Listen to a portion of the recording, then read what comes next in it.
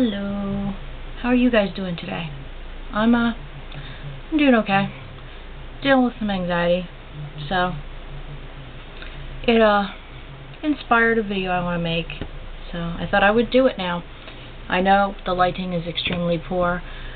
The problem with today was I end up with lighting that's either bleaching everything out, like, of my room, or super dark and grainy. So I went with super dark and grainy right now because I've had a migraine all day, and bleached out and white is not something I want to deal with. I had thought about doing like makeup and trying to make myself look all good and stuff, but honestly, with the subject that I'm talking about right now, I want to remain as plain and as me as possible because it's just going to make more sense for what I'm saying. So, I've talked about this subject before, but my views pretty much always change and grow on it, so as my views change and grow, I'll probably continue to make videos like this to, you know, talk about my feelings on those things. So, this video is about both bullying and self-image, and a little bit about perception as well. So, something happened to me today that, again, made me think a lot and feel really, really sad. And had I been an older version of myself, like an earlier version of myself, it would have basically destroyed my self-esteem. And, you know, it's hard fighting back these feelings because they still exist, but because of the metamorphosis I've gone through, it's not really going to affect me as much. It's still going to make me anxious, it's still going to hurt, but not in quite the same way. So, there's a person that I follow on a social media site that I always found very interesting. I met them through another person that I follow, and I assumed that because the original person is somebody who's very anti-bullying,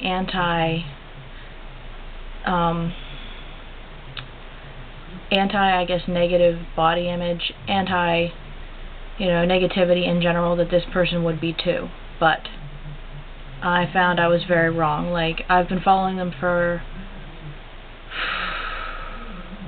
definitely less than a year, but I've seen a couple of red flags, and I was like, no, you always just overly judge people and then ditch them and stuff, so you're going to just stick with it.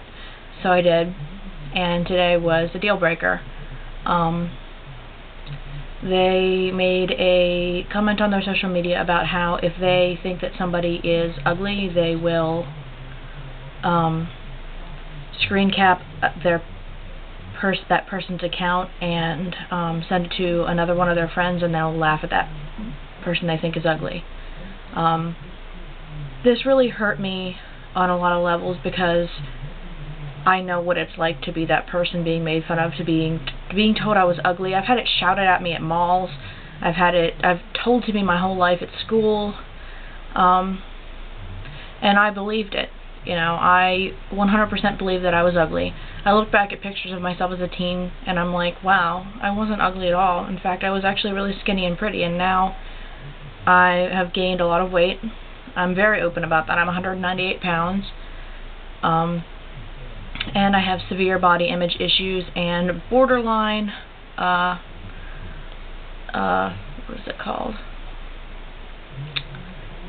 Eating disorder, I suppose, is the best term.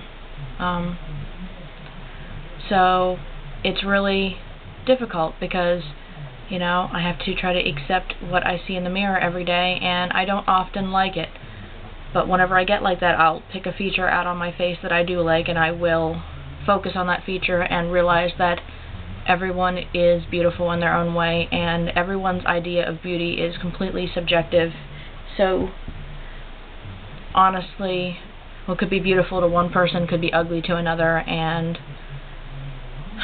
beauty in itself, really, it's kind of a silly concept because that is just, I think it's quite shallow, because everybody is going to view a person differently. Everybody's perceptions, as we've talked about, is very, very different.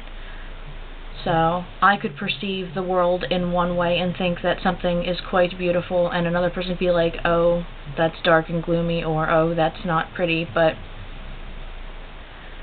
it's definitely a matter of perception. So basically, that comment hit me really deep, because I know there are a lot of young girls and young boys out there that struggle with the same thing of not thinking that they are beautiful, not thinking that they are good looking, thinking that they are fat, thinking that they're too skinny, thinking just everything, picking out their flaws. And to hear about that person who is somebody who's kind of well known and well liked, it could really shake a person's self-esteem, because they're wondering, oh, were they doing that to me? Oh, is that me? And that's not something that somebody like that should be saying, should be representing. If you want to promote beauty and body positivity, that is not a comment that you make. And when I found out that that person was not what I thought they were, I definitely blocked them, because I am all about promoting a positive self-image. Even if you struggle with that, even if you don't look in the mirror every day and think that you're beautiful, I want to be able to be that positive influence to somebody, to be able to say, you are beautiful, you can be beautiful, just look at yourself and look deep inside, find something about yourself that you like, and just hold on to that. And as you grow to love yourself, you'll find more and more things to love. You know, whenever I get like that, usually I'll start with my eyes, because I like my eye shape and I like my eye color, so I will focus on that. And before I know it, I can look in the mirror and be okay. So it's about finding something that you like about yourself. And if you don't like anything, that's really hard. If you don't like anything about yourself, I would say, think about what you want to be. Imagine what you want to be and take steps to start slowly being that. Like me, I look in the mirror and I'm like, I definitely want to be skinnier. I'll start by just staring at my body and accepting the parts of me that are not skinny right now, and thinking to the future when I can slowly work on them. And, you know, I set goals. Right now I'm just changing my diet to be eating healthier and healthier. Like, good example is, I'm trying to break my addiction to soda. A good many months ago I switched to diet, so there were no calories, and I definitely dropped a good amount of weight. But now I'd like to be able to get rid of it altogether. And if you guys didn't know, I've had an addiction since I was about 4 years old to soda, and that's really bad. So I would not let my son have soda until he was the age he is now. And to be honest, he has absolutely no addiction to it. He barely ever drinks it, and I'm 100% happy with that, because I don't think that it's a good idea to get soda addicted. It's bad for your teeth. My teeth are all wrecked, all stained. It's bad for your weight. It's way too much sugar. You know, there are like, there's so much sugar. Like, I can't even talk about it. It makes me sick. But it's like 10 spoonfuls of sugar in like a can of soda. Just a can. Oh, that's just awful. But I told myself once I finished my 12-pack that I was going to switch to something smaller, so I switched to a 2-liter, and I finished that 2-liter very, very quickly. And I told myself, you're not going to get another one. Like, you're not going to go to the store and buy another one. You're going to have to drink other things. And so far I have been drinking tea and water and accepting that. And another problem I have is I am quite lazy, or I get quite tired often. So I was like, well, going out there to fix myself a cup of water is like really frustrating, because I have to walk all the way out of the kitchen. And I was like, well, if you want to facilitate yourself and still make sure you make healthy choices, then bring the water bottles back here, because I have a mini fridge. I've shown it in videos several times. So I bring the water bottles back here, and then I can pour them into my lovely cup. I usually like to have ice in it to feel fancy and stuff too. And that I do have to go out there for, unless I can get my own like little ice cube tray, which might do. But basically, you've got to start small for your goals. And my goal, of course, getting rid of soda, which will again help me lose weight, is just, you know, not letting myself have as much of it until I don't need it. And I think that would be wonderful when I don't need it. but I also get terrible caffeine headaches, so making sure I have like tea or coffee in my diet as a supplement is really important. That's why I still have tea. So that was a totally different tangent. This video is going to end up being super long because I have just so many things I wanted to discuss. So as I said, I did block that person because I really want to promote positivity, and if I don't have positivity in my social medias, then, you know, it's just going to bring things downward. I really don't like blocking people. I don't like having to give up on people, but I knew that that conversation was just going to get more and more shallow and more mean if I continued it. And I just didn't want to unnecessarily hurt myself, because when I add somebody, I get super attached to them, even if they like don't even know I exist or don't care. I get really attached to them. So it's hard for me to just block somebody or unfollow somebody or whatever, because I get attached to them. So it was a really rough choice for me, but like I said, it got me thinking about beauty and body image and how I always just want to promote positivity and those things because I struggle with them myself. And if you struggle with them too and you want to talk to me about it, I'd be happy to listen, happy to help, whatever.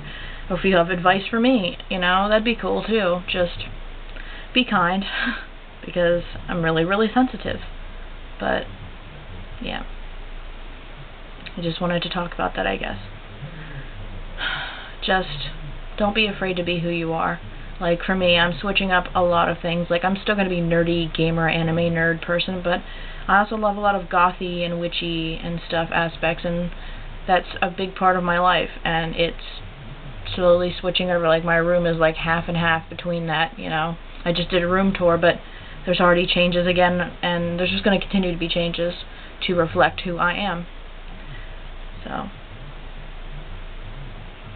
I guess my main point is, don't let what somebody says, don't let somebody's perception, I don't know how to say this. Don't let somebody's perception, I guess I'll say it in the only way I can think of and then try to explain it. Don't let somebody's perception affect you. And what I mean by that is, yeah, you can be hurt by what they say, you can feel pain by what they say, but what they say is their opinion and their perception, and it's a shame that so many people have negative and shallow perceptions of the world and of people, but their perception isn't the real you. Their perception isn't you. So yes, you can be hurt that they have that perception, you can be sad and even pity them that they have that perception, but don't let that perception affect you in the way that you think that it's true, because it's not. It's just their shallow view of things. So it's important to realize that, as I've said, everybody has their own views and their own perceptions, and just because somebody says something negative about you or says something negative doesn't make it a true fact forever. It's just their negative perception, and you should just feel sad for them that they view the world in such a narrow view, I guess, a narrow scape. It's sad, and I'm sorry that I'm really bad at words. I hope that I was able to get my point across. I feel like I haven't said it quite right, but hopefully this will help somebody, because it helps me to know that I don't have to be thinking that there's something wrong with me just because somebody has a negative perception, because it's not on me, it's on them. If they want to continue to hold negativity in their life, then that is their problem, not my problem. So I hope you all have a fantastic night, and I will talk to you again very soon. And please be good to yourselves and love yourselves and be kind to other people around you. Spread that positivity. Have a good night.